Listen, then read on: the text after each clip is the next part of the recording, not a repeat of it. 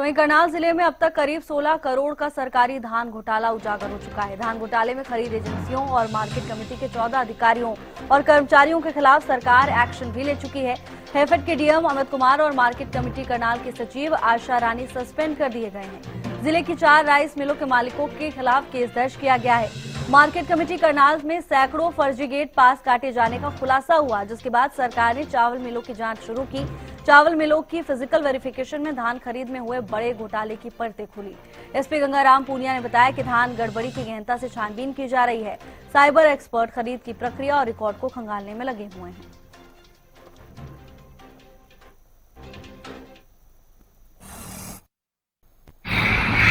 अभी रिसेंटली जो धान खरीद के संबंध में जो भी अनियमितता या जो भी धोखाधड़ी से संबंधित 3 एफआईआर जिला करनाल में दर्ज की गई है, जिसमें एक एफआईआर सदर करनाल, एक सिटी करनाल और एक तरावड़ी थाने में दर्ज की गई है।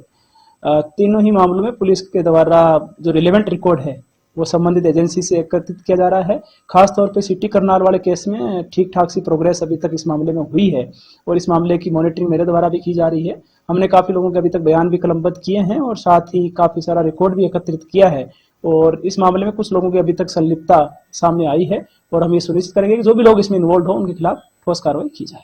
बिल्कुल, क्योंकि इसमें मुख्यतः आरोप ये थे कि जो गेट पासेज काटे गए हैं वो अलग अलग आईपी एड्रेसेस से या मंडी के बाहर भी कुछ गेट पासेज काटे गए हैं, इस प्रकार के आरोप हैं। तो एक इसमें साइबर सेल की जो हमारी टीम है वो भी इस मामले में असिस्ट कर रही है इन्वेस्टिगेटिंग ऑफिसर्स को, ताकि मामले को जल्दी से जल्दी तार्किक निष्कर्ष तक पहुंचाया जा सके।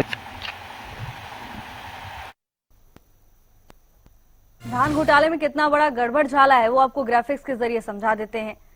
असंध की अग्रवाल राइस मिल में 8,910 क्विंटल धान कम पाया गया। करनाल की बतान फूड राइस मिल में 31,000 क्विंटल धान कम मिला। इंद्री की यूनाइटेड राइस मिल में 10,000 क्विंटल धान कम मिला। इंद्री की एएस राइस मिल में 9,600 क्विंटल धान कम मिला। असंध की राधे राधे राइस मिल में 15,520 क्विंटल धान कम पाया गया। असंध की अग्रवाल राइस मिल में 8,910 क्विंटल धान कम पाया गया। तो वहीं करनाल के बतान फूड राइस मिल में भी 31,000 क्विंटल धान कम मिला। इंद्री की यूनाइटेड राइस मिल में 10,000 क्विंटल धान कम पाया गया। इंद्री की एएस राइस मिल में 9,600 क्विंटल धान कम मिला। असंध की राधे राधे राइस मिल में 15,520 क्विंटल धान कम मिला। धान घोटाले में कितना बड़ा गड़बड़ झाला है उसकी ये तमाम सबूत आपको दिखा रहे हैं।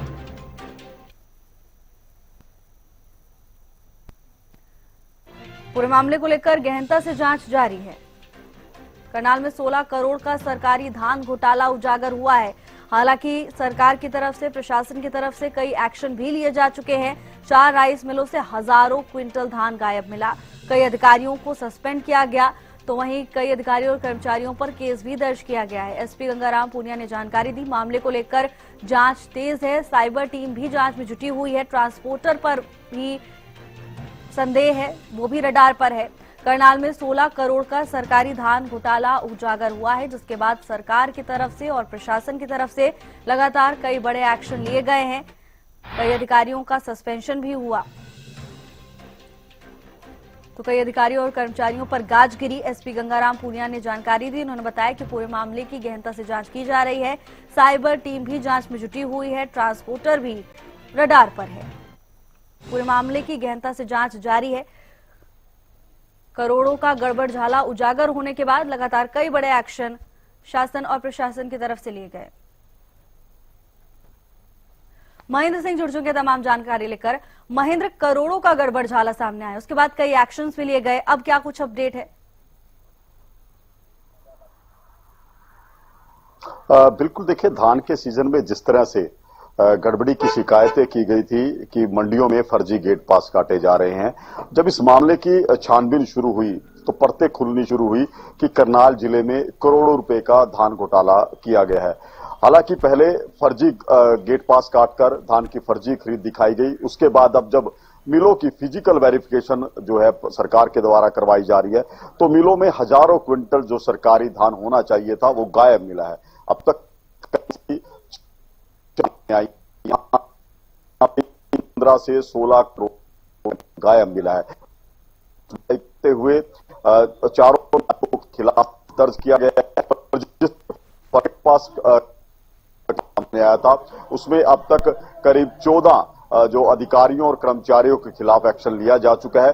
अभी भी इस मामले की जांच लगातार जारी है। हमारी एसपी गंगाराम पुनिया से बातचीत हुई थी तो उन्होंने बताया कि इस मामले को साइबर तरीके से भी जांचा जा रहा है कि जो फर्जी गेट पासे काटे गए थे उनमें जो आईपी इस्तेमाल की गई हैं, चाहे वो कंप्यूटर की हैं, लैपटॉप की हैं, वो कहां पर इस्तेमाल किया गया और किस तरह से पूरा जो फर्जी गेट पास काटने का खेल चला था। इसके अलावा मंडियों से क्या वास्तविक उठान हुआ है या ये भी आर्टिफिशियल रहा है, क्योंकि वो मिल नहीं मिल रहा। तो बड़ा सवाल यही है, क्या सरकारी धान मंडियों से गायब हुआ है या मिल में पहुंचने के बाद गायब हुआ है। तो इसकी भी छानबीन की जा रही है। इसी के चलते जो ट्रांसपोर्टर है, जिनके ऊपर ये जिम्मेवारी थी मंडियों से सरकारी धान वो मिल में लेकर जाएंगे, उनको भी अब जांच के दायरे में लाया जा सकता है। जी बिल्कुल महेंद्र, साइबर एक्सपर्ट्स की इस पूरे मामले में क्या भूमिका है, किस तरह से वो जांच आगे बढ़ाएंगे, इसके बारे में जानकारी दीजिएगा। और अब तक क्या कुछ एक्शन लिया जा चुका है पूरे मामले को लेकर, क्योंकि बीते दिनों हमने देखा कई अधिकारियों और कर्मचारियों पर गाज गिर चुकी है इस पूरे मामले में। अब क्या कुछ अपडेट है?